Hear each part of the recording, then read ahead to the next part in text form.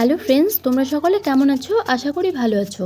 তো আজকের সকালটা একটু ব্যস্ততম সকাল দিয়েই শুরু হোক। আমি এখানে কেটে নিচ্ছি খড় ছোট ছোট করে, এগুলো ছাগলের জন্য কাটা হচ্ছে। আর দিদা এখানে দুধটা দইয়ে নিচ্ছে। অনেকগুলো করেই দুধ হয়, এতগুলো তো আর খাওয়া যায় না, তাই আমরা দোকানে দিয়েই দিই। আজ খুব ব্যস্ত আছি সকলেই, কারণ অনেক দিন পর পিসিরা এসেছে আর ভাইদের নিয়েই সকলে ব্যস্ত আছি। তো ব্যস্ত থাকলে তো হবে না, খাওয়া দাওয়াও করতে হবে। তো এইদিকে বাবা এনেছিল মাছ, তো সেগুলো কাটার পর আমরা ধুতে এসেছি, দিদাই ধুচ্ছিল।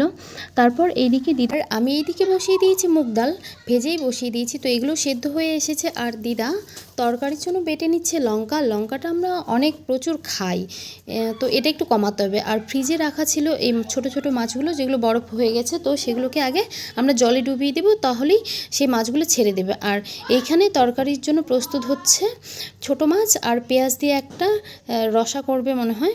তো আজকে এখানেই, পরের ব্লগে দেখা হচ্ছে তোমাদের সাথে। বাই।